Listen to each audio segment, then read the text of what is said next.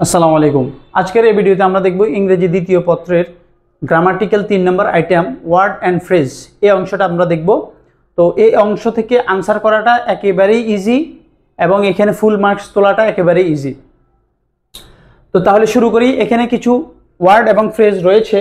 তো আমি সংক্ষেপে এই ওয়ার্ড এবং ফ্রেজগুলোর একটা ধারণা দিব। এরপর আমরা এখান থেকে এই পুরা যে গ্যাপগুলো আছে এগুলো আমরা অর্থ অনুযায়ী আমরা ফিল আপ করে ফেলবো। তো তাহলে শুরু করি। ইউজ টু কখন ব্যবহার করা হয়? যখন অতীতে কেউ একটা কোনো কাজ করত, সবসময় প্রায় সময় কোনো একটা কাজ করত অতীতে, ওই রকম এক্সপ্রেশনের জন্য ইউজ টু ব্যবহার করা হয়। হোয়াট ইফ কখন ব্যবহার করা হয়? যখন ভবিষ্যতে কোনো একটা নেগেটিভ জিনিস যদি ঘটে তখন আমাদের অনুভূতিটা কেমন হবে সেই জিনিসটা জানার জন্য হোয়াট ইফ ব্যবহার করা হয়। যেমন আমি বললাম যে তোমার টাকাগুলো যদি লস হয়ে যায় তাহলে তোমার কেমন লাগবে, ঠিক আছে? আমি যদি তোমাকে মাইট দিই, তুমি যদি ব্যথা পাও তখন তোমার কেমন লাগবে, তখন আমরা হোয়াট ইফ ব্যবহার করব। প্রোভাইডেড এটা যদির অর্থে ব্যবহৃত হয়, ইফের অর্থে ব্যবহৃত হয়। এবারে what is dot dot like, কোনো একটা জিনিস দেখতে কেমন, এইরকম এক্সপ্রেশনের জন্য what is dot dot like ব্যবহার করা হয়। ইন কেস ভবিষ্যতে কোনো নেগেটিভ কিছু একটা ঘটতে পারে, সতর্কতামূলক যখন আমরা কোনো কিছু করে থাকি, আগেই করে থাকি, ওই রকম এক্সপ্রেশনের জন্য ইন কেস ব্যবহার করা হয়। উড রেদারের সাথে আরেকটা ওয়ার্ড রয়েছে, সেটা হচ্ছে দেন। উড রেদার ডট ডট দেন, যখন দুইটা জিনিসের মধ্য থেকে একটাকে যখন আমরা কি করব, প্রাধান্য দিব আরেকটার উপরে, অর্থাৎ একটাকে একেবারে সম্পূর্ণ নেগেটিভ করে আমরা আরেকটাকে মানে তার উপরে প্রাধান্য দিব, এইরকম এক্সপ্রেশনের জন্য উড রেদার ডট ডট দেন বসে। লেট অ্যালোন ব্যবহার করি আমরা যখন কারো ব্যাপারে আমাদের এতটুকু কনফিডেন্স নাই যে সে এই কাজটা করতে পারবে। যেমন আমরা বলে থাকি যে সে ঠিক মতো হাঁটতে পারে না, তা তো দৌড়ানোর তো প্রশ্নই ওঠে না, বা দৌড়ানোর কথা তো ভাবাই যায় না, ঠিক আছে? তাহলে আমরা লেট অ্যালোন ব্যবহার করব।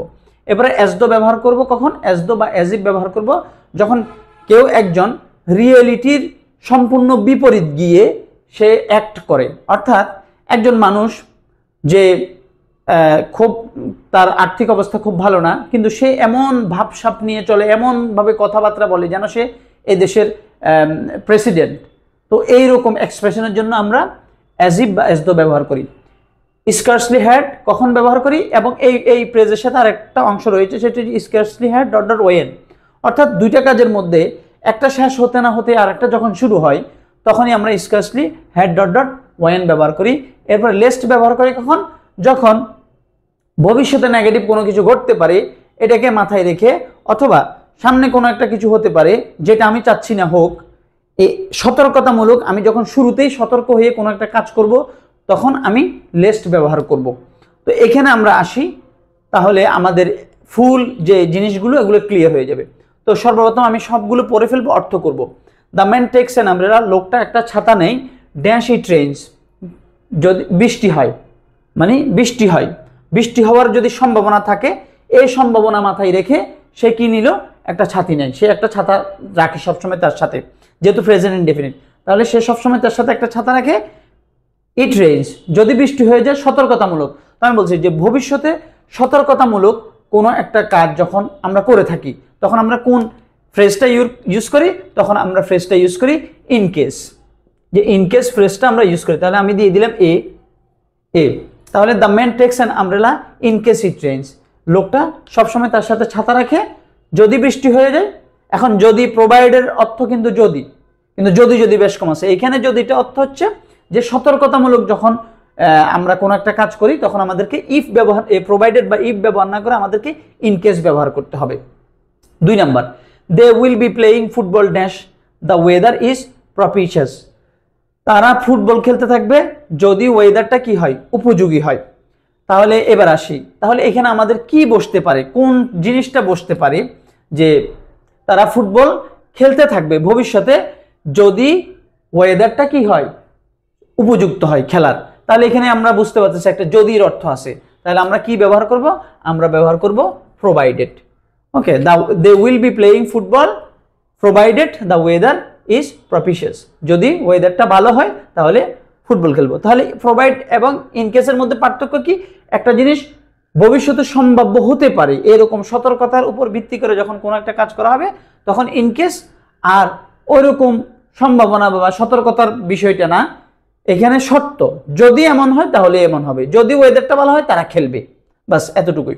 এরপরে C number, I helped him in his danger, আমি তাকে তার বিপদে সাহায্য করলাম। But he spoke with me, সে আমার সাথে কথা বলে dash I were a stranger, যেন আমি স্ট্রেঞ্জার, স্ট্রেঞ্জার মানে হচ্ছে অপরিচিত। তাহলে সে আমার সাথে এমনভাবে কথা বলে, আমি তার বিপদে সাহায্য করেছি, অথচ সে আমার সাথে এমনভাবে কথা বলে যেন সে আমাকে চিনেই না, যেন আমি হচ্ছে স্ট্রেঞ্জার। তাহলে কোনো একজন মানুষ যখন রিয়েলিটি থেকে সরে গিয়ে সে মূলত আমাকে চিনে, কিন্তু সে এমন হাবভাব ধরতেছে যেন সে আমাকে চিনে না। রিয়েলিটি থেকে যখন সরে গিয়ে সে যখন ডিফারেন্টলি একেবারে সম্পূর্ণ বিপরীত অ্যাক্ট করা শুরু করে, তখন আমরা অ্যাজ ইফ বা অ্যাজ দো নিয়ে থাকি। তাহলে আমরা এখানে লিখবো, এখানে আমরা লিখেছি বি প্রোভাইডেড, এরপরে আমরা এখানে লিখতে পারি, এখানে আমি কিন্তু অপশনটা বসাচ্ছি, কিন্তু ডিরেক্ট লিখতে হবে, ওয়ার্ড লিখতে হবে। তাহলে আমরা সিতে কি করব, সিতে আমরা এখানে সি অ্যাজ দোটা বসাই দিলাম, অ্যাজ দো বা অ্যাজ ইফ বসাইতে পারি, যে আমি তাকে বিপদে সাহায্য করেছি, এখন সে আমার সাথে এমনভাবে কথা বলতেছে যেন সে আমাকে চিনেই না। D number, dash the rain stopped when, এই যে এখানে একটা ওয়ার্ড রয়েছে ওয়েন, তাহলে কিছু ফ্রেজ আছে, একটা অংশ দেওয়া হয়েছে, আরো একটা অংশ রয়ে গেছে, তো ওই অংশের সাথে মিলিয়ে কিন্তু আমাদের হয়ে যাবে। Dash the rain stopped when we resumed our journey, মানে কি রেইনটা, বৃষ্টিটা বন্ধ হতে না হতেই, রিজিউম মানে পুনরায় শুরু করা, আওয়ার জার্নি মানে আমাদের ভ্রমণটা, মানে বৃষ্টিটা বন্ধ হতে না হতেই আমরা আবার আমাদের জার্নিটা শুরু করলাম। তাহলে এখানে কোন অপশনটা হতে পারে? তা আমি বলেছিলাম যে স্কার্সলি হ্যাড, কোনো একটা কাজ বন্ধ হতে না হতেই আর একটা কাজ যখন শুরু হয়ে যায় তখন আমরা ব্যবহার করি scarcely had dot dot when ব্যবহার করে। আরো দুইটা আছে, বিয়ারলি, স্কার্সলি, এগুলো আছে, আরো আছে। তাহলে এটা আমাদের গেল। তাহলে আমরা এখানে ডি নাম্বার, এটা ডি নাম্বার, এখানে কিন্তু আমি সহজের জন্য, কিন্তু এখানে পরীক্ষায় লিখতে হবে, এই অপশনগুলো ডিরেক্ট লিখতে হবে গ্যাপে।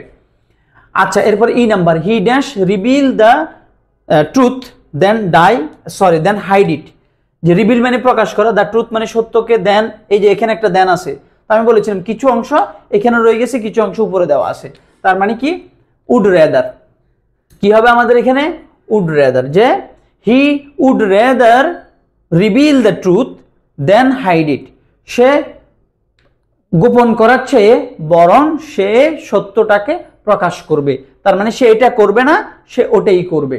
দুইটা জিনিসের মধ্যে একটাকে বাদ দিয়ে যখন সে আরেকটাকে প্রাধান্য দিয়ে ওই কাজটাকে বেছে নেয়, তখন আমরা would rather dot dot dot dot, মানে কি এখানে যে কোনো একটা জিনিস হতে পারে, এখানে আছে যেমন reveal the truth, at than, would rather dot dot than হবে।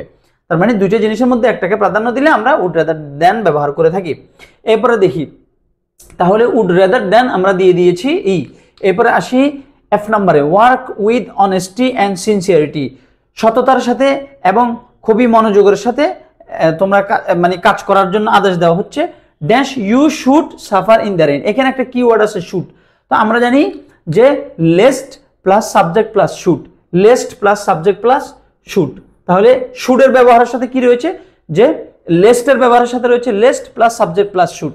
যে আবার এখানে আরেকটা জিনিস হচ্ছে যে ভবিষ্যতে কোনো একটা নেগেটিভ কিছু করতে পারে, এটাকে মাথায় রেখে যখন শুরুতেই আগেই সচেতন হয়ে কোনো একটা কাজ সচেতনতার সাথে করা হয়, যাতে করে ভবিষ্যতে ওই নেগেটিভ জিনিসটা তার উপরে না পড়ে, তখন আমরা ব্যবহার করে থাকি লেস্ট। অতএব আমরা এই লেস্টটা ব্যবহার করব, যে সততার সাথে এবং সিনসিয়ারিটির সাথে, একাগ্রতার সাথে কাজ করো। Lest you should suffer in the long run, যাতে করে তুমি ভবিষ্যতে সাফার করতে না হয়, ভবিষ্যতে তুমি কষ্ট করতে না হয়। G number, the man is old and feeble, he can not walk properly dash run a race, লোকটা হচ্ছে বৃদ্ধ এবং দুর্বল, সে হাঁটতেই পারে না ভালো করে, সে একটা রেসে, একটা দৌড় প্রতিযোগিতায় দৌড়ানোর তো প্রশ্নই ওঠে না। যখন আমরা কারো ব্যাপারে কোনো একটা কিছু ভাবতেই পারি না, তখন আমরা যে এক্সপ্রেশনটা ব্যবহার করি সেটা হচ্ছে আমাদের লেট অ্যালোন, সেটা হচ্ছে আমাদের লেট অ্যালোন। তাহলে আমরা এখানে দিয়ে দিব লেট অ্যালোনটা দিয়ে দিব, G number let alone. Okay, এরপর আমরা দেখি H number, you got GPA 5 in the previous exam, তুমি গত পরীক্ষায় জিপিএ 5 পেয়েছো, you will fail in the exam, হ্যাঁ তুমি পরীক্ষায় যে কামিং এক্সাম যেটা আসতেছে, আসন্ন পরীক্ষায় যদি ফেল করো তখন কেমন লাগবে, যখন ভবিষ্যতে কোনো নেগেটিভ বিষয় যদি আমার সাথে ঘটে, কারোর সাথে ঘটে, তার কেমন লাগবে, এমন এক্সপ্রেশনের জন্য আমরা ব্যবহার করে থাকি, আমরা কি ব্যবহার করি, আমরা হোয়াট ইফ ব্যবহার করি। অতএব এখানে এইচ আমাদের হবে হোয়াট ইফ। এরপর আমরা দেখি there is a big playground near our college, আমাদের কলেজের কাছে একটা বড় খেলার মাঠ আছে। I dash play there in my boyhood, আমি আমার বয়হুডে ছেলেবেলায় সেখানে কি করতাম, খেলতাম। তো অতীতে একটা কাজ সব সময় করতাম, প্রায় সময় করা হতো, এই ধরনের এক্সপ্রেশনের জন্য আমরা যে জিনিসটা, যে এক্সপ্রেশনটা ইংরেজিতে ব্যবহার করি সেটা হচ্ছে ইউজ টু। তাহলে সেটা হচ্ছে ইউজ টু, আমরা আইতে ইউজ টু দিতে পারি। এখানে আমি সংক্ষেপের জন্য দিচ্ছি ইউজ টু, কিন্তু পরীক্ষায় কিন্তু এগুলো লিখতে হবে, এরকম ডিরেক্ট লিখে এইখানে গ্যাপের মধ্যে এই ওয়ার্ডটা লিখতে হবে, এরকম করে আটকানি দিতে হবে। অথবা অনেকে সংক্ষেপের জন্য শুধু অপশনগুলো লেখে, যে শুধু use to, would rather, what if, provided, what is dot dot like, এরকম লেখে, কিন্তু এভাবে লেখাটা সুন্দর, তাহলে পড়ি ফেলা যায় দ্রুত। এরপরে আমরা যদি দেখি যে নাম্বারটা হচ্ছে dash your new about dash, এখানে একটা কোশ্চেন আছে। তো আমরা দেখছি এখানে যতগুলো অপশন আছে তার মধ্যে একটা WH কোশ্চেন ওয়ার্ড দিয়ে একটা অপশন আছে, সেটা হচ্ছে হোয়াট ইজ ড্যাশ লাইক, অর্থাৎ কোনো একটা জিনিস দেখতে কেমন, এই ধরনের এক্সপ্রেশনের জন্য আমরা হোয়াট ইজ ড্যাশ লাইক ব্যবহার করে থাকি। তাহলে এখানে কি হবে, what is your new about, about মানে হচ্ছে বাসা, বাড়ি, ঘর, আস্তানা, অ্যাবাউট লাইক মানে তোমার নতুন ঘরটা, নতুন আবাসস্থলটা দেখতে কেমন, ওইটা কেমন। তাহলে এই হচ্ছে ওভারঅল এই কয়টা আমি দিলাম, আরও কিছু বাকি আছে, তো নেক্সট ভিডিওতে ইনশাল্লাহ ওগুলো নিয়ে আলোচনা করব। সবার সুস্বাস্থ্য কামনা করে এখানে বিদায়, আল্লাহ হাফেজ।